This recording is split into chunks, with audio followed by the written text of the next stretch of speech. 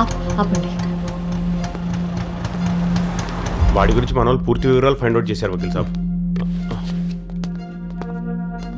రియా ఎక్కడా? నువ్వు ముందు రిలాక్స్ అవ్వు. రియా ఎక్కడా రాహుల్? రియా ఇక్కడ లేదు. మరి ఉందని చెప్పావు. నువ్వు టెన్షన్ పడతావని అలా చెప్పాను. అయినా రియాకేం అవ్వదు. మీకు తెలియట్లేదు, he's a very dangerous man. వాడు రియాని వదిలిపెట్టాడు. వాడు ఎంత దూరమైనా వెళ్తాడు. నిన్ను నన్ను ఎవరినైనా చంపేస్తాడు. ఇది వాడే నాకు డైరెక్ట్ గా చెప్పాడు. లేదు సంజన, వాడు రియా నేను చేయలేడు. అయ్యో రాహుల్, నీకు అర్థం కావట్లేదు. వాడు ఏమైనా చేయగలడు. వాడేం చేయలేడు. నువ్వు ఎలా చెప్తున్నావు రాహుల్? ఎందుకంటే సూర్య చచ్చిపోయాడు కాబట్టి.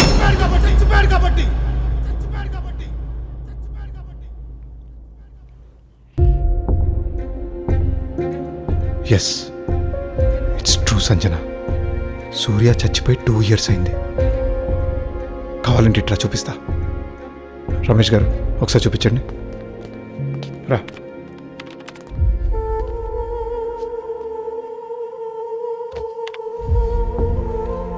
చూడు.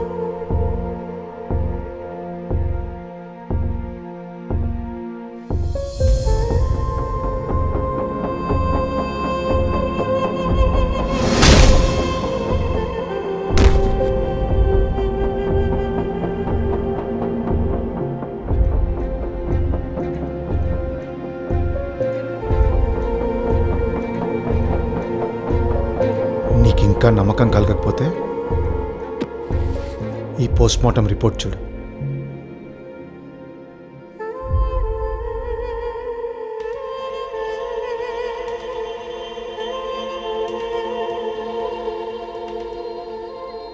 మరి మొన్న ఇంట్లో రోడ్డు పైన నేను చూసింది నా వెంట పడింది. అదేంటో తెలియాలంటే నాతో రా. పద.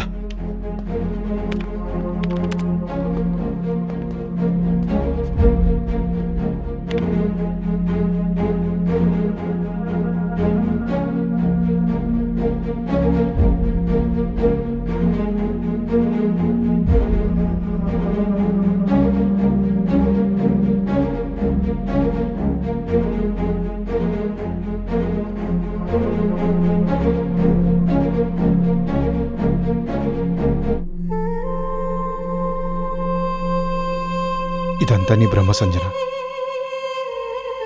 నాకేం అర్థం కావట్లేదు రాహుల్. నాకు కూడా ఏం అర్థం కాకే సైకియాట్రిస్ట్ హెల్ప్ తీసుకున్నాను. ఈ కేసు గురించి నేను సంజన వాళ్ళ స్టెప్ మదర్ని కలిసొచ్చాను. సంజన చిన్నతనంలో ఎలా ఉండేది? సంజన వాళ్ళమ్మని అమితంగా ప్రేమించింది. అందుకే ఆవిడ లేని లోటుని భరించలేకపోయింది.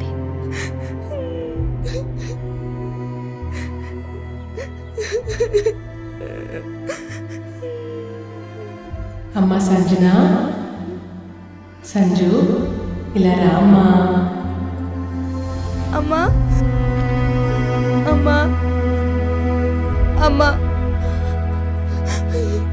నన్ను వదిలి వెళ్ళకమ్మా, ఇక్కడే ఉండిపోమ్మా. నిన్ను వదిలి ఎక్కడికి వెళ్తానే? ఇదిగో తిను. అప్పటి నుంచి లేని అమ్మని ఊహించుకోవడం మొదలుపెట్టింది. రూమ్లో ఒంటరిగా ఉన్నప్పుడు అమ్మతోనే మాట్లాడేది, కలిసి అన్నం తినేది, ఆటలాడేది. అలా కాలం గడపడం మొదలుపెట్టింది.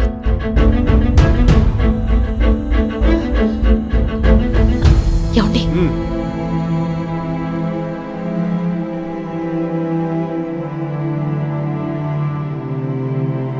స్కూల్లో ఎవరైనా పేరెంట్స్ వాళ్ళ పిల్లలతో ప్రేమగా ఉంటే వాళ్ళతో అకారణంగా గొడవలు పెట్టుకునేది. మిగతా పిల్లలు కూడా చదువుకోవాలి కదా. ఇదే కనుక కంటిన్యూ అయితే మీరు వేరే స్కూల్ వెతుక్కోవాల్సి వస్తుంది. ఆ తర్వాత తన్ని హాస్టల్లో జాయిన్ చేశాం. అక్కడ కూడా తను ఎవరితోనూ కలిసేది కాదని, ఒంటరిగా రూమ్లోనే కూర్చునేదని అనేవారు. తన పరిస్థితి చూసి ఎన్నోసార్లు సైకియాట్రిస్ట్ దగ్గరికి తీసుకువెళ్దాం అనుకున్నాం.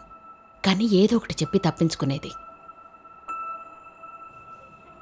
చిన్నప్పటి నుంచి తనకి కావలసిన ఆ ప్రేమ దొరక్క అలమటించి ఏర్పడిన ఈ కండిషన్ అరవింద్ మోసం చేయడంతో బయటపడింది. తన బిహేవియర్లో ఇన్సెక్యూరిటీ చోటు చేసుకుంది. అయినా ధైర్యంగా పోరాడి తన కూతుర్నే ప్రపంచంగా అనుకుంటూ మొండిగా తిరిగిన తను సూర్య అనేవాడు తన పాప కోసం చూస్తున్నాడనే విషయం తెలిసాక అప్పటిదాకా దాచుకున్న ఆ భయం తిరిగి రిపీట్ అయింది. హాస్పిటల్లో సూర్య ఫోటో కనిపించిన దగ్గర్నుంచి అతను ఆమె కంటికి కనిపించడం మొదలైంది.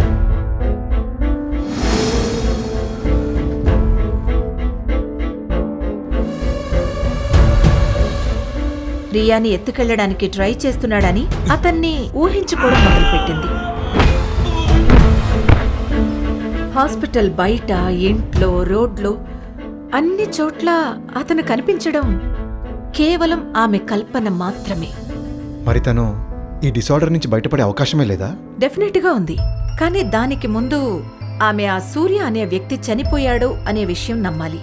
అండ్ సెకండ్లీ, తనకి చిన్నప్పటి నుంచి దొరకని ఆ ప్రేమ ఆప్యాయతలు దొరికితే డెఫినెట్లీ షీల్ బికమ్ నార్మల్.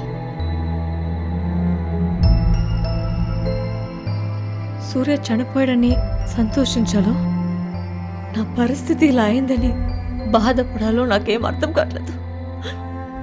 నీ కష్టం నా కష్టం కాదా? నీకు నేనున్నాను, ధైర్యంగా ఉండు. అది కాదు రాహుల్, ఇది అరవింద్కి తెలిస్తే దీన్ని అడ్డం పెట్టుకుని పాప. అలాంటిదేం జరగదు. ఈ విషయం మనకు తప్ప ఇంకెవరికి తెలీదు, తెలియనివ్వను కూడా. నేను రియాన్ వెంటనే చూడాలి.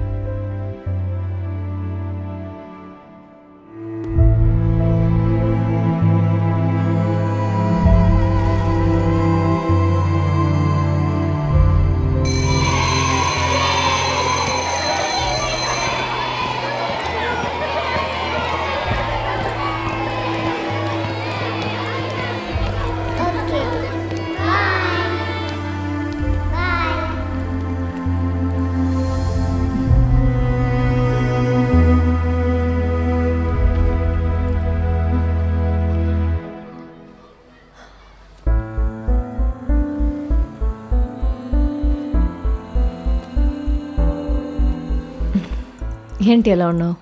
నువ్వు నిజంగా మా మమ్మీవేనా?